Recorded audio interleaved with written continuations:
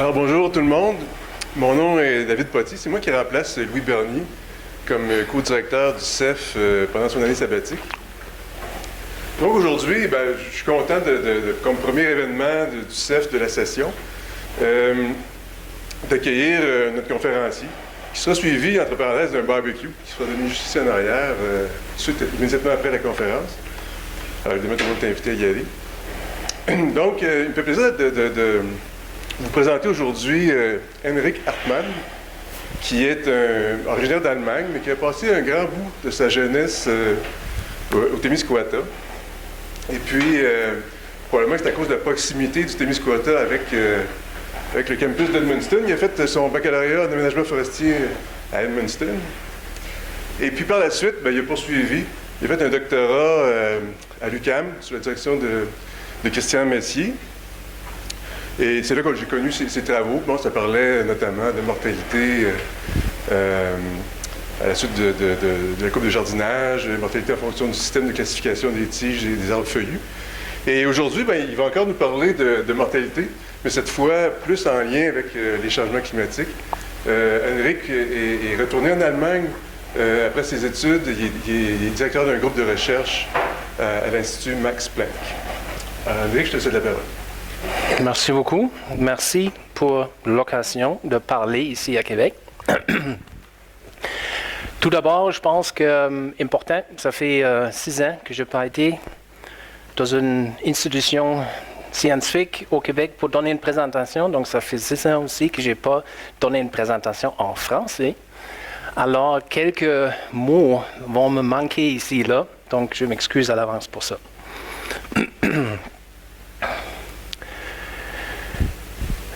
Donc, je vais parler de l'état des forêts et les changements climatiques. Évidemment, je ne donne pas une grande aperçu de ça. J'ai plutôt le petit angle de vue de Henrik, comment lui, il voit l'état des forêts sous changement climatique.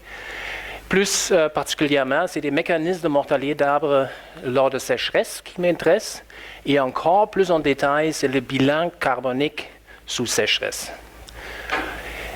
J'avais prévu, ça dépend de vous, peut-être plus tard on peut décider ça, d'ouvrir une parenthèse et aussi donner deux exemples d'autres travaux que j'ai faits chez Max Planck, parce que je pense que c'est quand même assez intéressant, ils sont quand même assez liés au bilan carbonique aussi, c'est dans mon groupe de Plant Allocation, donc ça tourne autour de l'allocation.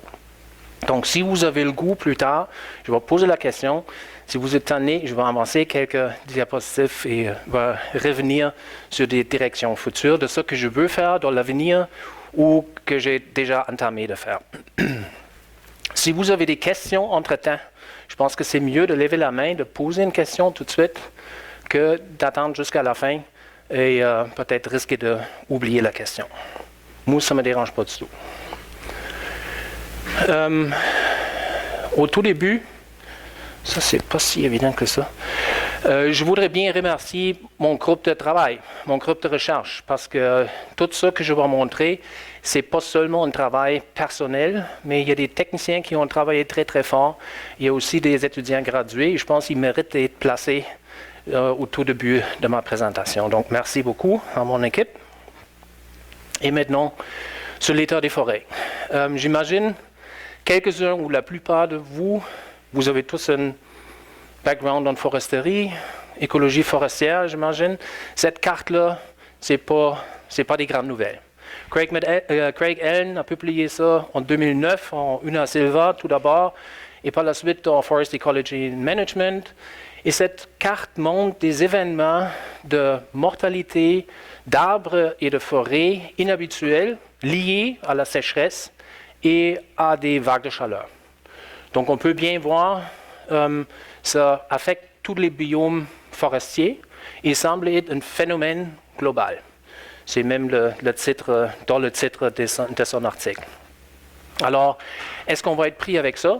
Des prédictions de climat d'ici 2035, selon le IPCC, avec un scénario 4.5, assumant 650 ppm de concentration de CO2 en 2100. Je pense que c'est assez conservateur. Je pense qu'on peut s'attendre à ça. Ce qu'on voit pour les précipitations, il y a plutôt, surtout dans des hautes altitudes comme ici au Québec, une augmentation de précipitations saisonnières moyennes. On voit ça ici l'hiver, printemps, été et l'automne aussi. Et seulement dans des basses latitudes, il y a peut-être une diminution. Donc ça ne semble pas être si pire finalement. Température, donne une autre image. Ici, hivernal, l'été. Donc on voit quand même des augmentations au Québec aussi. Augmentation hivernale de la température 2,5 degrés, ça c'est déjà pas mal. Évidemment, ça lie avec des précipitations, plus de température, plus d'évaporation, plus d'humidité et ensuite aussi plus de précipitations. Donc ça peut évidemment aussi avoir un effet sur la végétation et des forêts. Mais pour les forêts, pour les plantes, ce n'est pas des moyennes qui sont importantes, mais c'est des extrêmes. Il faut avoir un extrême, et on va revenir là-dessus dans une couple de minutes, qui peut faire basculer un écosystème. Ici, c'est des augmentations des proportions de journées chaudes. Ici, le scénario 4.5, ce serait ça. Donc, c'est quand même assez important. Donc, on va en avoir des journées plus chaudes. Pas seulement augmentation des moyennes, mais aussi des extrêmes. Des journées froides, beaucoup moins. Encore, on constate que ce n'est pas seulement un déplacement de la moyenne, mais aussi des extrêmes qui se déplacent vers le plus chaud aussi. Et je pense que ça, c'est vraiment important. C'est ce qu'on appelle des journées très, très humides. Donc oui, on a une augmentation des précipitations moyennes, mais compactées, concentrées sur des courtes périodes. Et je pense que, je ne sais pas ici au Québec, en Europe, on observe ça déjà. On a des courtes précipitations très intenses et par la suite, pour des semaines, pas de précipitations. Pour la végétation, ça fait toute une différence que d'en avoir à chaque jour un peu.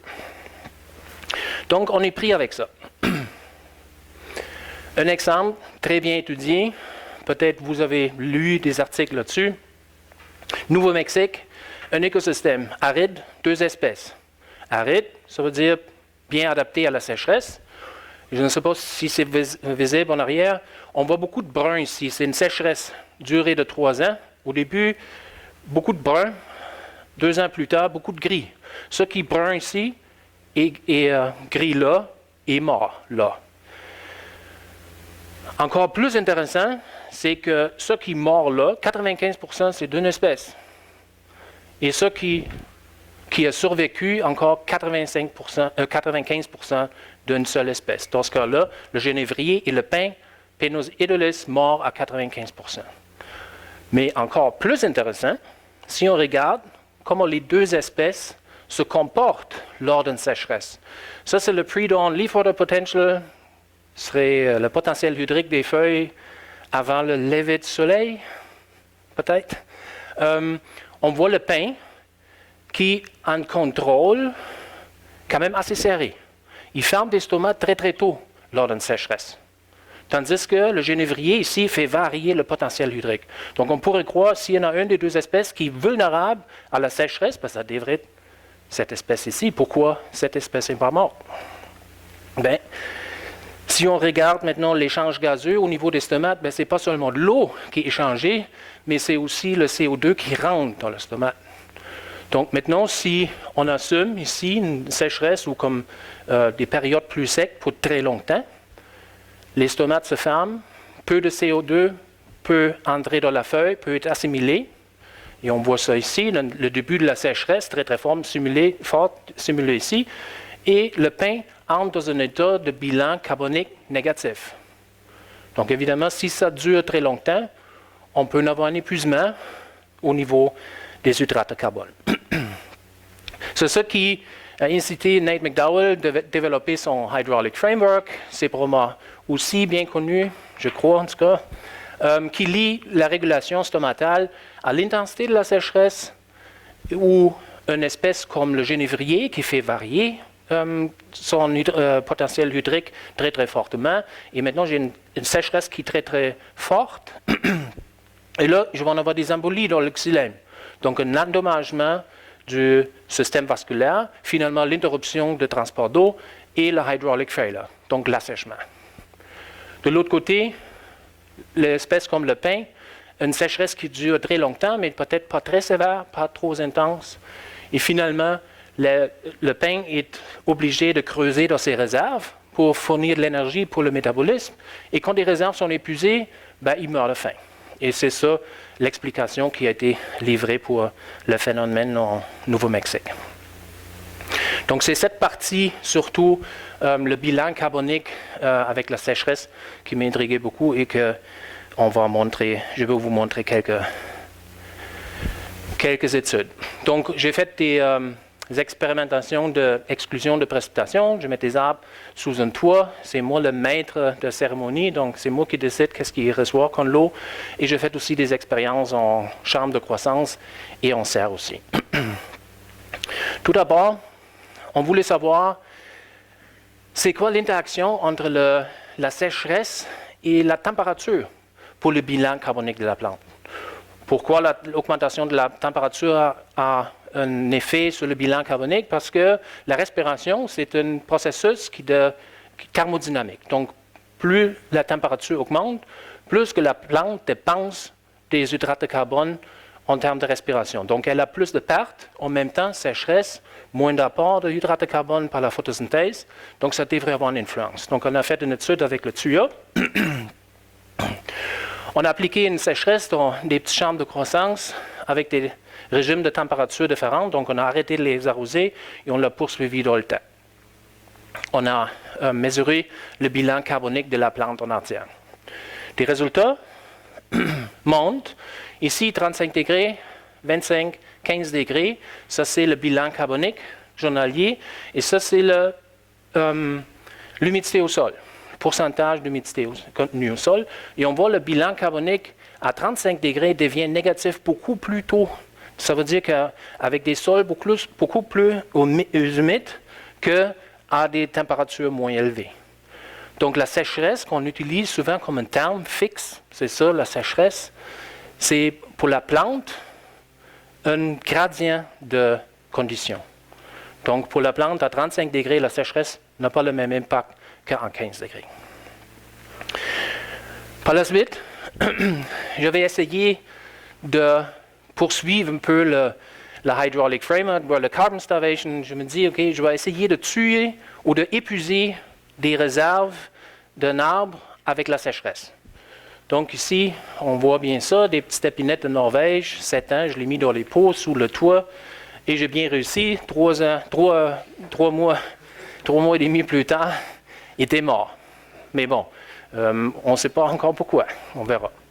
Donc on a mesuré plein de choses sur ces arbres-là, échange gazeux, le changement de diamètre comme un proxy pour le stress hydrique, le potentiel hydrique, Finalement ici, je vais montrer des hydrates de carbone, NSC, ça va suivre dans toutes les diapositives plus tard. Non-structural carbohydrate, c'est comme une abréviation qu'ils utilisent souvent, ainsi que le ratio isotopique des hydrates de carbone, ce qui est un indicateur.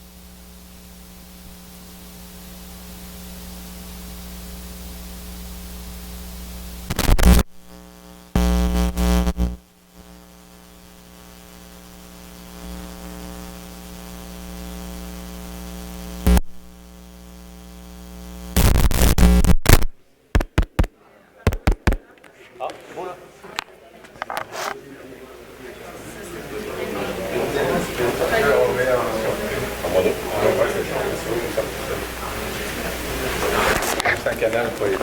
Ouais. Est-ce que ça change quelque chose? Je pense que c'est la même chose. Non, mais les gens, dans la biophonie. Non, mais quand les gens ils écoutent la vidéo, ils l'entendent juste dans un truc. Ils passeront en mono. Il faudra un autre adaptateur. Ça va pas fort. Allô, allô, allô. Des mécanismes de contrôle de ces processus-là, ça fait 70 ans qu'on fait des études là-dessus, et non, on ne le sait pas. Alors, c'est pour ça que je m'intéresse souvent à des choses qui sont très obscures, et ça, c'en est un. C'est très obscur. Donc, finalement, quoi, où et combien est envoyé, c'est des questions qui concernent l'allocation. Et surtout, et ça, c'est une discussion que Christian Körner a encore... pour ceux qui connaissent Christian Körner, il aime ça de provoquer un peu. L'année dernière, encore une fois, dit, OK, ben, jusqu'à date, et la plupart des modèles de végétation, ils assument que c'est la source qui contrôle l'allocation. Mais c'est seulement parce qu'on mesure seulement des sources. C'est beaucoup plus facile de mesurer la photosynthèse que la croissance du système racinaire, qui est un puits, par exemple. Alors, pour Christian Körner, je le crois bien, la question... on devrait se poser pour l'allocation, est-ce que c'est le puits ou la source? Est-ce que c'est la source ici qui pousse le chariot ou le puits qui tire des ressources vers elle? Alors, ça, c'est encore des questions qui ne sont pas résolues.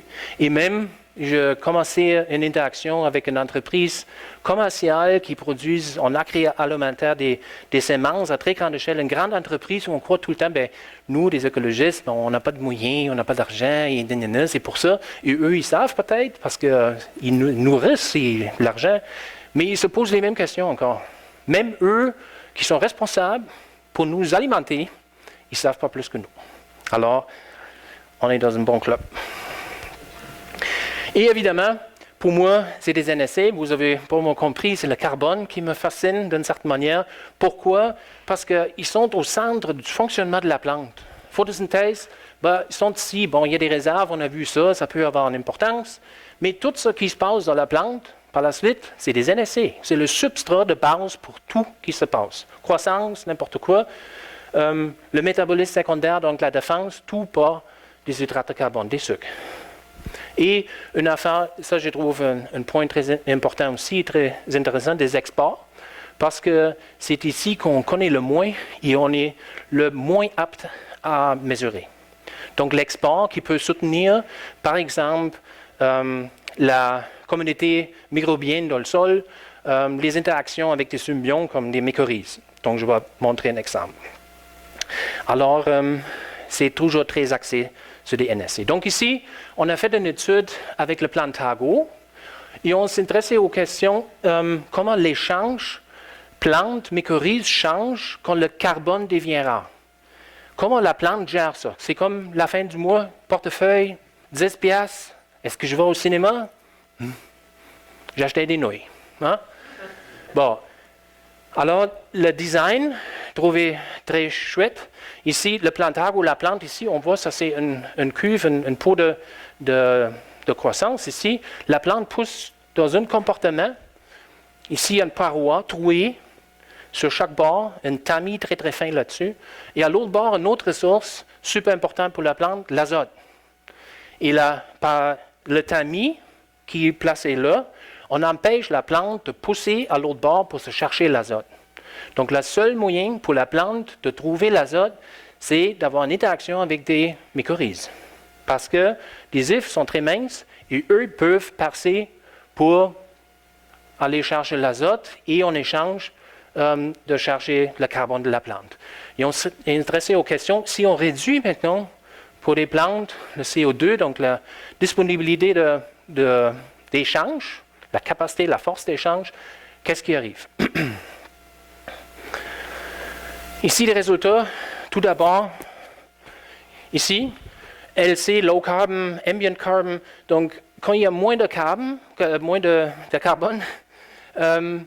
la plante investit seulement un tiers à peu près à l'échange avec les mycorhizes. Donc, il y a beaucoup moins de mycorhizes. Bon, maintenant, ça, c'est un peu plus complexe. On a eu un contrôle ici de plantes non mycorhizées pour aussi prouver que c'est vraiment de l'échange qui fait ça. On peut oublier ça. On regarde surtout les barres gris ici. Pour des pousses, ça c'est le carbone qui a été fixé lors de l'expérience et emmagasiné dans des pousses et dans des racines. Ici, c'est l'azote qui a été transféré par les mycorhizes. Et ce qu'on voit, certains, à faible concentration de CO2, mais il y a moins de carbone disponible, donc il y a moins que la plante peut envoyer dans la pousse ou dans les racines. Ça, c'est normal, elle n'a pas.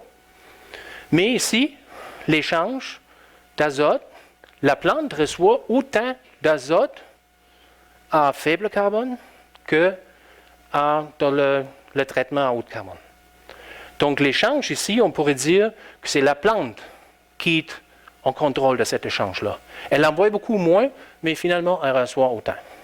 De plus, si maintenant on voit la redistribution des ressources à l'intérieur de la plante, on regarde un ratio, ce qu'elle envoie de la pousse versus de la racine, dans les racines, pour le carbone et pour l'azote, on voit qu'à faible CO2, elle envoie beaucoup plus dans la partie aérienne. Et carbone et l'azote. Bon, c'est un bon choix, c'est l'optimisation des ressources. C'est là où tout part. La contrainte principale, c'est le CO2. Donc, elle envoie plus de carbone en haut pour avoir plus de feuilles de meilleure qualité, pour assimiler plus de carbone et soulager cette contrainte-là. D'autres expériences. Du blé alimentaire. Mais non, dans notre cas, on voulait juste voir le bilan d'allocation plus holistique en regardant à niveau vraiment de la plante entière, qu'est-ce qu'elle fait avec son carbone. Donc, on a mesuré l'assimilation. Évidemment, dans ces chambres-là, on mesure le CO2, la concentration de CO2 qui entre et ce qui sort. La différence fois le flux, ça nous donne une valeur pour l'assimilation. On mesure la respiration en noirceur pendant la nuit. On peut, en retirant des cohortes, la biomasse structurale, des NSC encore et des métabolites secondaires. Donc, quand même assez complet pour un bilan carbonique d'une plante. Et encore, on voulait voir, est-ce que le blé fait cette optimisation aussi? Et oui, ça c'est la biomasse, les feuilles, la tige et des racines. Faible CO2 ici en rouge. Donc, on voit, en faible CO2, la plante envoie plus dans les parties aériennes, donc la feuille, aux dépenses de la tige, que dans des traitements à plus haut de CO2. La même affaire pour les NSC. Donc, les plantes sont programmées pour soulager le plus possible des contraintes imposées qu'on a imposées dans ce cas ici. Sauf pour des métabolites secondaires, il n'y a pas de différence. Donc, elle protège, mettons, des feuilles pas plus que le reste de la plante, à d'autres conditions. Le bilan, ce qu'on voit, 680, donc de 170 monte à 680 ppm. Donc, la respiration, plus ou moins stable. Ça, c'est la proportion du carbone assimilé. Donc, à peu près la même proportion qui est allouée à la respiration. Bon, c'est un peu normal, on doit respirer pour rester en vie. Des NSC, quand même une forte réduction, métabolites secondaires aussi, et surtout la croissance pour, on croit, supporter l'export. Et l'export, on ne le sait pas à 100% parce qu'on n'a pas mesuré cette composante-là, mais on l'a calculée. Donc, on connaît le bilan au complet. On a toutes ces composantes-là et le reste, ça doit être ça qui est exporté. Et on croit que c'est pour des substances volatiles qui aident sous conditions de faible CO2. Donc, il y a beaucoup de leakage au niveau transport d'électrons, de la photosynthèse, mais aussi l'oxygène qui est capté par rubisco et finalement, c'est un stress oxydatif et des substances volatiles carboniques peuvent aider à réduire ce stress-là. On fait présentement une étude où on est en train de qualifier, mais aussi en train de quantifier cette partie-là. OK, avec ça, déjà, on ferme. Donc, l'allocation NSC, évidemment, c'est très important. Je n'ai pas besoin de revenir là-dessus. Je pense que le plus important ici, c'est vraiment qu'on a pu montrer qu'il y a vraiment une optimisation de l'allocation des ressources à l'intérieur de la plante quand il y a une contrainte imposée. Bon, avec ça, ce que je veux faire dans les années à venir et ce que je crois qui est vraiment nécessaire à faire. Et je reviens au point de départ. La carte, on a vu chaleur, sécheresse, des points un peu partout au monde. Ce qu'on ne sait pas, est-ce que c'est représentatif pour l'état des forêts du monde? On ne le sait pas.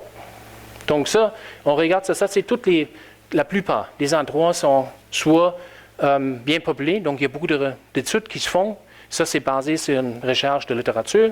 Ici, bon, il y a des réseaux de recherche avec des parcelles en forêt. Ça, c'est peut-être logique aussi. Donc, ça se peut bien qu'on surestime ce phénomène-là ou on sous-estime le phénomène-là. On ne le sait pas. On n'a aucune idée. Et je pense qu'il faudrait commencer à avoir une meilleure idée parce que les forêts sont importantes. Maintenant, pour dire, on a vu ça tantôt, température au Québec, il fait frais tout le temps, de toute manière, sécheresse, puis tout, c'est pas grave. Mais, les forêts sont affectées par plus de facteurs que juste la sécheresse ici, précipitation extrême, qui peut faire en sorte qu'on dépasse une limite où on part de stress dans un écosystème de vraiment un changement ou la mortalité à grande échelle. Donc, par exemple, le feu. Québec, évidemment, augmentation de la température, plus de combustible sec en plus, risque de feu, quand ça brûle, c'est une perturbation pour la forêt. Ça aussi, la demande de bois. Les changements climatiques proviennent du fait qu'il y a beaucoup plus de monde maintenant qu'il y en avait dans le temps, qui utilisent des combustibles fossiles, oui, mais aussi, on est beaucoup plus nombreux qui imposent la pression sur la forêt. Donc, un autre facteur de stress. Et évidemment, quelque chose comme ça ici, important, je pense, pour le Québec, avec une augmentation de la température, des autres latitudes, on va en avoir d'autres espèces qui vont prendre la place, qui n'étaient pas là avant. Et ça peut faire basculer la composition, mais aussi peut-être le fonctionnement de l'écosystème. Et aussi des insectes. Hein? Plus que c'est chaud, il y a plus de générations. On a vu ça dans l'Ouest canadien, l'Ouest des États-Unis. Comment ils s'appellent? Bark beetle outbreaks. Des centaines de milliers de kilomètres carrés affectés parce qu'il y a une augmentation de chaleur qui accélère les dynamiques de population. Alors, même pour le Québec, je pense qu'on parle d'un thème. Donc, c'est l'ensemble de ces facteurs-là qui font en sorte que est-ce que le système peut retomber dans son état après une perturbation, mais peut-être il y en a 2-3 facteurs qui viennent ensemble où c'est plus certain où ça tombe. Ou peut-être on dépasse un seuil et on tombe dans un autre système. Comme dans les feux, on connaît ça. On a une étude ou des collaborations avec des gens du Brésil. Ils appliquent des feux dans le cerrado, donc la savane ou la zone de transition entre la forêt pluviale et la savane. Ils ont fait des feux, quand les feux sont très sévères, la forêt, la savane disparaît. Et c'est un grassland. Donc, c'est ça, un changement dans un autre état. Alors, ce que je crois que serait vraiment important de commencer, et je pense qu'il y a des débuts de ça, mais ce n'est pas coordonné. Parfois, ça prend juste une couple de personnes qui ordonnent ça pour que ça démarre. C'est une intégration horizontale et verticale des données qu'on a déjà. On a beaucoup de données. Ce n'est pas comme si on n'avait pas de données sur la forêt. Mais ils sont répartis un peu partout. Souvent, des agences qui ont ça, je m'adresse à personne, ils sont assis là-dessus. Ils ne partagent pas bien, parfois, ne veulent pas, et non, c'est une farce. En Allemagne, je parle de l'Allemagne, des forestiers en Allemagne. Et je pense que si on veut vraiment avoir un aperçu plus global, qu'est-ce qui se passe dans nos forêts, il faut qu'on partage ces données-là. Donc, il faut savoir qu'est-ce qui se passe. Et ça ne se fait pas dans chaque pays parce que les forêts globales, c'est un système global. On ne peut pas les séparer avec une frontière d'un pays. Donc, on a des réseaux de parcelles scientifiques en Amazonas, partout pratiquement. Ça existe. Est-ce qu'on les a déjà mis ensemble pour faire des analyses globales là-dessus? Très, très peu.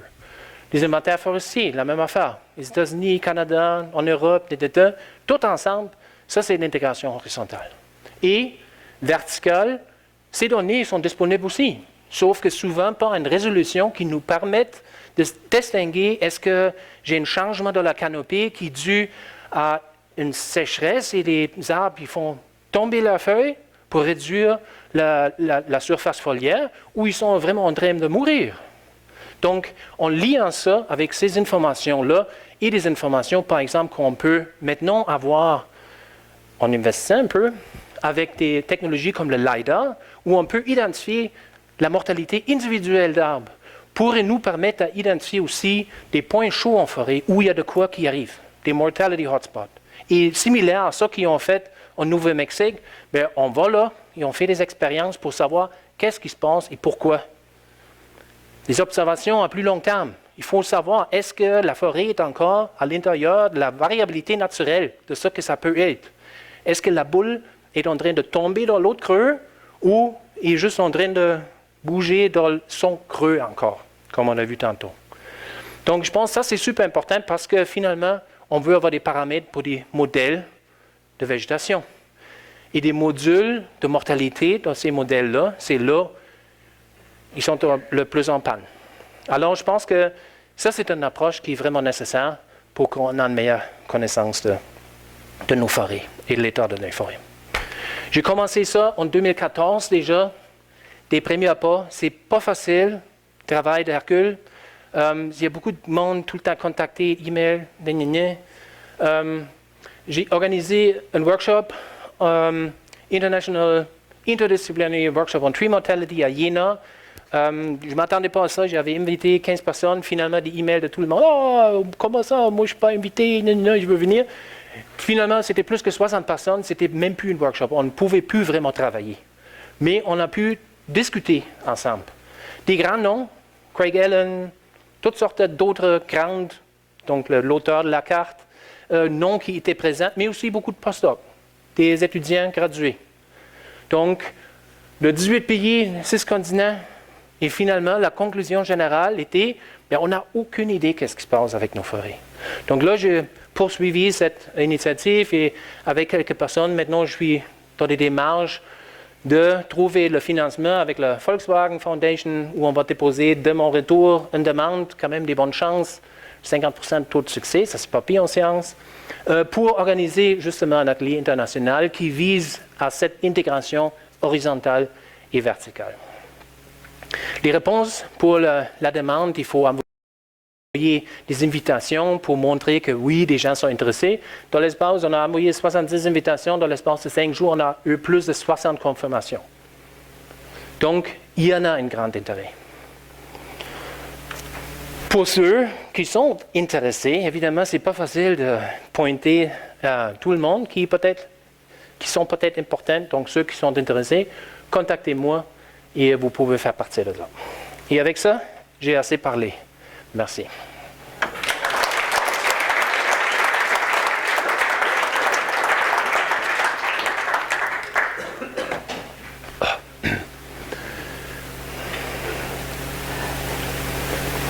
Une question. Oui. Actuellement,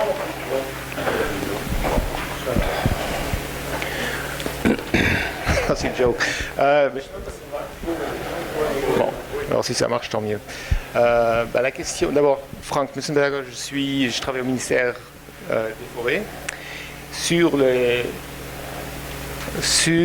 une stratégie d'adaptation et d'atténuation. Alors, on est un peu intéressé à toute cette affaire.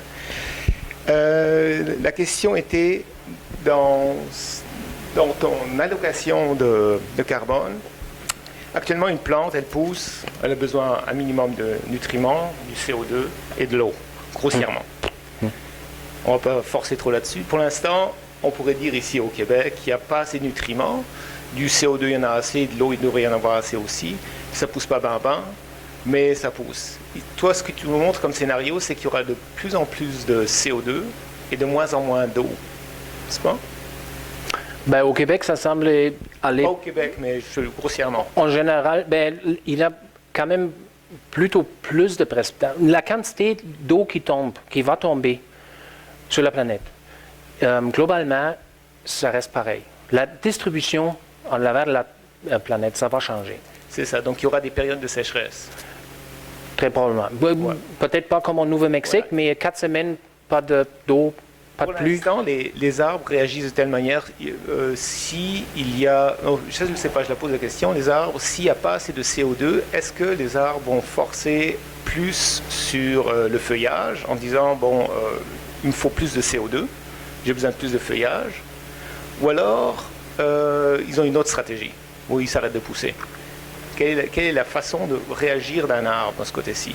Et l'inverse, ce serait si j'ai suffisamment d'eau, suffisamment de CO2, j'aurais besoin de moins de stomates, en gros, puisqu'il y en a assez.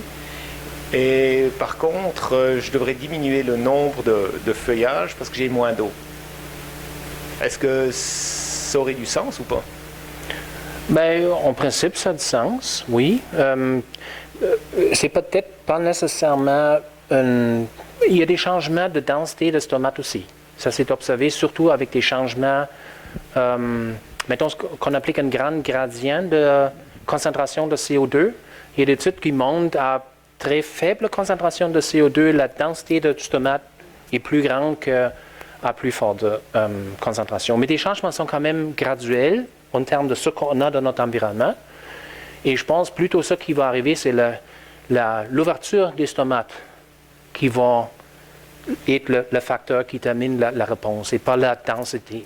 Je pense en tout cas, parce que c'est très graduel. Probablement sur un horizon de 50-60 ans, oui aussi la densité, mais pour l'instant, ce qui nous intéresse dans des années, mettons, à venir, ce qu'on regarde peut-être pour la croissance, c'est probablement plus la régulation des stomates.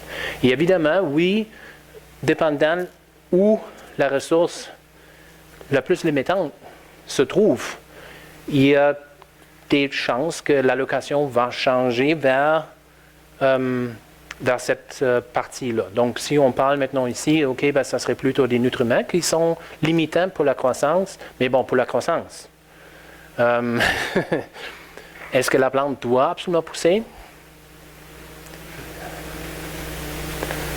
Elle va pousser. Elle va optimiser de quoi? Mais c'est sûr que quand on est en foresterie, c'est la croissance qui nous intéresse. Et on peut définir l'optimisation en termes de croissance. Pour la plante sous stress, c'est peut-être pas ça. Là. C'est pour ça, par exemple, les centres de croissance, on l'utilise comme indicateur pour un stress. Là. Parce que c'est là où la plante va arrêter de faire de quoi en premier lieu. Souvent, les arbres. Ça répond un peu? Oh, oui. OK. J'ai aussi une question, mais c'est un peu relié à ça, en fait. Mais d'abord, merci pour la présentation. C'était très intéressant. J'ai appris beaucoup de choses. Mais il y a une chose qui m'a surprise, c'est qu'en fait, pour la mortalité, là, il y avait plusieurs tests avec moins de CO2, puis des sécheresses. Mais ce qu'on cherche à savoir pour le futur, c'est qu'est-ce qui va se passer en ayant plus de CO2, puis des sécheresses aussi. Donc pourquoi, il y avait le blé, là, il y avait plus de CO2, il y avait un traitement à plus de CO2, mais pourquoi ne pas l'avoir mis dans les autres expériences sur les arbres? Ben, c'est sûr que, oui, c'est vrai.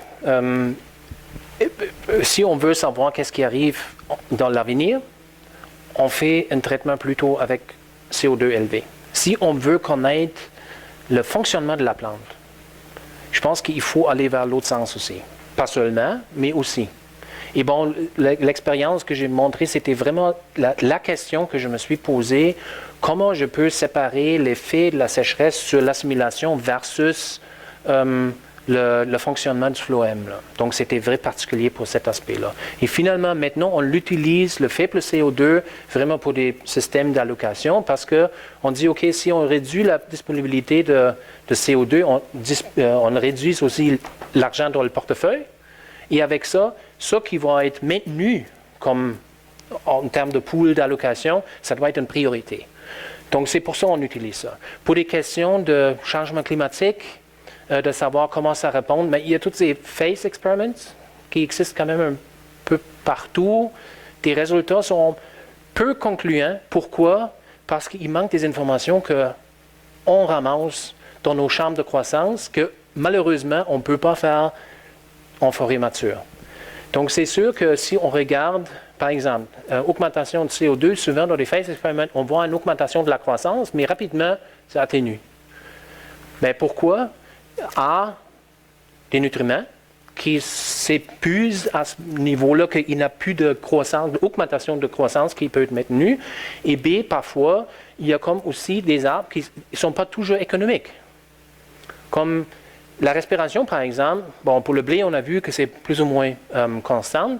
On sait en forêt tropicale, après une ouverture d'un trouée, les arbres changent vraiment l'efficacité d'utilisation de carbone.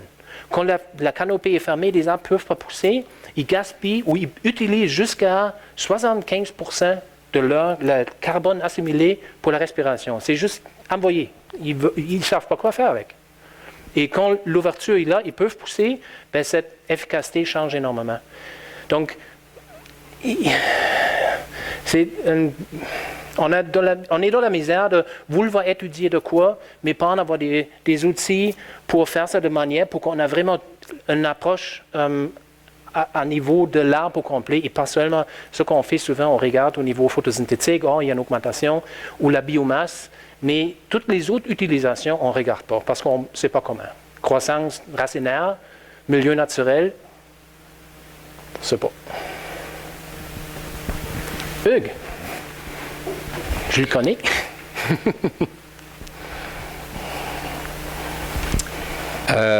Henrik, dans tes expériences, tu as travaillé beaucoup avec des plants de petites dimensions. Oui.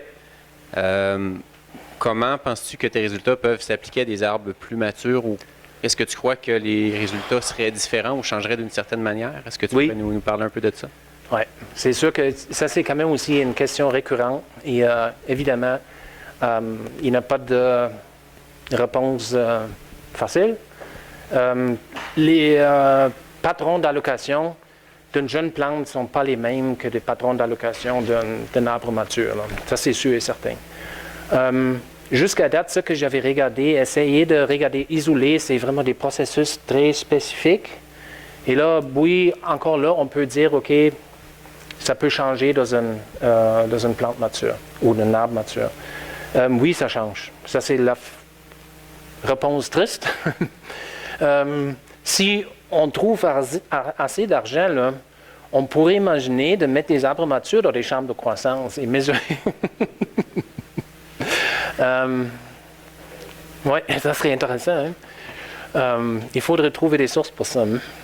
Non, mais d'accord, je suis d'accord. C'est des contraintes techniques, finalement, logistiques. Est-ce qu'il y aurait d'autres questions? Oui. Merci d'abord pour la présentation. J'ai deux petites questions. La première, c'est l'intégrité physiologique de l'arbre, donc vis-à-vis de son comportement dans un contexte de sécheresse. Il y a des chercheurs qui pensent que le perte de le fonctionnement du xylème à 100% fait en sorte que donc on perde l'intégrité physiologique et c'est ça qui pourrait être ou qu'on devrait considérer comme l'élément fondamental, c'est-à-dire en amont avant de parler de la starvation ou donc les stomates. Et d'ailleurs il y a des gens qui pensent que comment dirais-je, l'anésohydrie ou l'isohydrie, c'est plus le fonctionnement du xylème qui contrôle le fonctionnement hydraulique de la plante. Et la deuxième question, est-ce que vous pensez que, étant donné que la physiologie des espèces diffère ou leur comportement vis-à-vis de la sécheresse diffère d'une espèce à l'autre, donc pour l'interprétation ou la généralisation des résultats? Je donne un exemple. Par exemple, il y a des recherches qui ont mis en évidence que malgré une réduction significative de conductance stomatique, il y a des espèces qui sont capables de continuer l'assimilation du carbone avec une augmentation de la conductance mésophilienne, par exemple. C'est des bonnes remarques. Et ça montre encore la misère qu'on a parce qu'on ne sait rien, finalement. Donc ça, c'est un peu des premiers pas qu'on fait dans ces domaines-là. C'est sûr que de réduire la régulation de l'état hydrique d'un arbre au stomate, c'est très simpliste.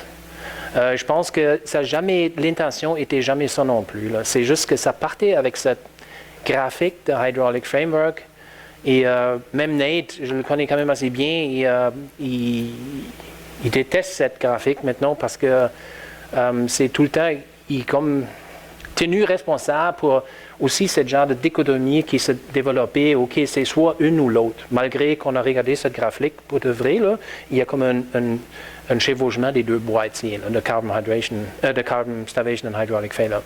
Mais c'est vrai, c'est le système hydraulique de l'arbre qui fait la réponse.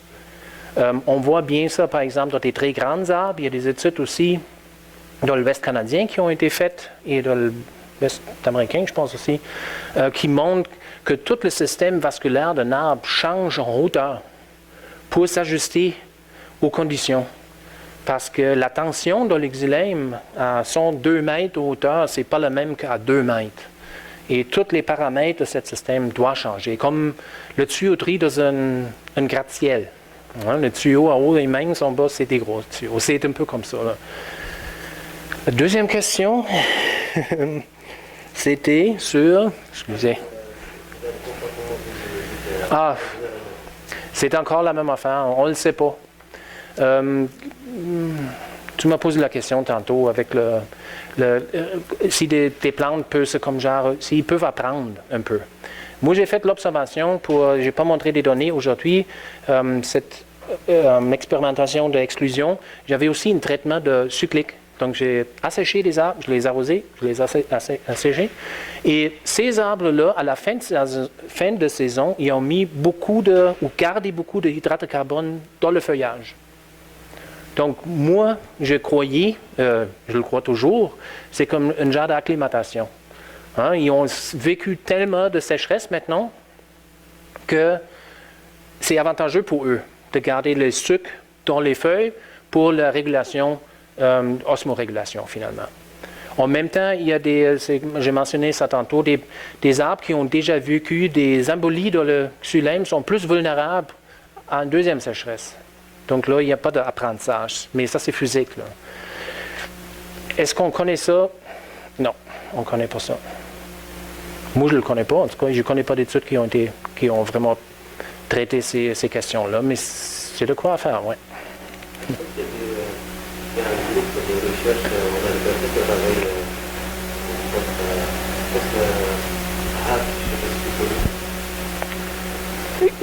c'est surtout la question de recouvrer après. OK. OK, comme genre de résilience, ici, il y a des changements de résilience après.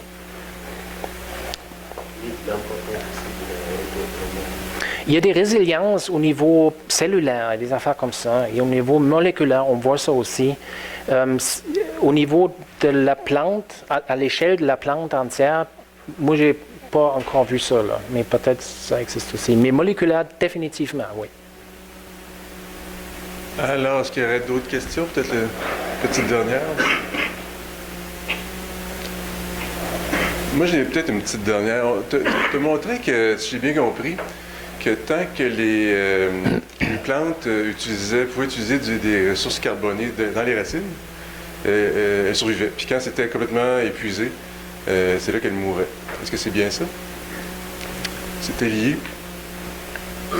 Ce que j'ai montré, c'est que quand il y avait la mortalité par sécheresse, seulement dans des racines, il y avait vraiment un épuisement des ressources carboniques. Oui. Alors, on pourrait penser que tant qu'il y en a des ressources carbonées dans les racines, ça va bien. Est-ce qu'il y a eu des observations que les plantes allouaient davantage de carbone au système racinaire? Ou encore, est-ce que les systèmes racinaires contribuent à une grosse proportion du carbone total dans l'arbre, du carbone disponible total dans l'arbre, ou c'est juste une petite partie? Bien, en termes d'allocation et fraction, encore là, c'est super difficile à étudier parce qu'on ne peut pas mesurer vraiment, quantifier. On peut regarder avec des isotopes des fractions qui sont envoyées, de quantifier ça en termes de combien globalement a été envoyé. Même là, on est encore limité. Je pense l'effet pourquoi on voit l'épuisement dans les racines, ce n'est pas une question qu'il y en avait moins au départ. Mais seulement l'environnement racinaire est complètement différent. Donc, on appelle ça le vapor pressure deficit, le déficit de vapeur pression de vapeur, est dans le sol quand même beaucoup moins grand que dans l'air. Donc le système racinaire n'assèche pas aussi vite que la partie aérienne et a du temps pour épuiser ces ressources-là.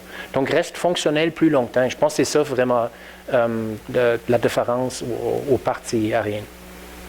OK, merci. OK. Rapide.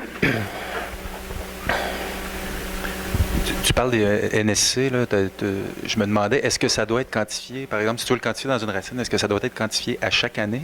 Ou est-ce que si tu prends une vieille racine, tu seras en mesure de, si tu étais capable d'aller chercher dans chacun des anneaux de croissance, d'aller caractériser les dernières années? Là? Comment ça s'échantillonne techniquement? Oui, ça se fait aussi par année. On peut le problème avec ça, c'est un peu que dans les troncs, dans le xylème, là, les concentrations sont quand même très, très faibles. Et souvent, on a une grande variabilité. Quand, mettons, si on prend une carotte dans un arbre et on veut échantillonner ça dépend si on poigne un rayon ou non, s'il y a des cellules vivantes encore là ou non. Mais en principe, oui, on peut faire ça année par année. Donc, j'ai une collègue qui fait des analyses C14. Donc, lui a vraiment besoin de très, très faibles quantités de carbone pour ses analyses. Il ne les quantifie pas, mais il regarde des ratios isotopiques de C14. Parce que pour lui, il n'y a pas vraiment grand-chose qu'il a besoin. C'est ça qu'on peut échantillonner. Dans les racines aussi. Si j'ai vu vos résultats, je me fie au graphique, je peux inverser les graphiques. J'aurais tendance à aller échantillonner en boucle. Ça dépend des questions qu'on se pose. Là. Pour les râpes à sucre, je pense que le tronc, ça se fait quand même assez bien parce que ce que j'ai lu, en tout cas, il y a des études comme ça fait déjà 30 ans qui ont été faites là-dessus par le USDA et aussi, je pense, en Québec, il se fait beaucoup là-dessus. Qui montre qu'il y a la grande partie du sucre qui est envoyé, ça provient vraiment du tronc et pas des racines. Mais évidemment, si on veut regarder l'épuisement dans les racines, mais c'est l'affaire aussi, qu'est-ce qu'on peut vraiment échantillonner dans une racine? On prend une grosse racine, mais qu'est-ce qui suit par là? Pour des petits arbres, ça se fait, pour des grands arbres, c'est bon. OK, alors, je remercie Henrik pour ses questions, la réponse aux questions, cette très bonne conférence. Et avant que vous partiez applaudir, j'aimerais vous souligner qu'un barbecue dehors, peut-être aussi avec quelques breuvages, surtout pour Henrik qui doit commencer à avoir soif. Alors, vous êtes évidemment tous invités. Alors, merci. Merci beaucoup. Henrik.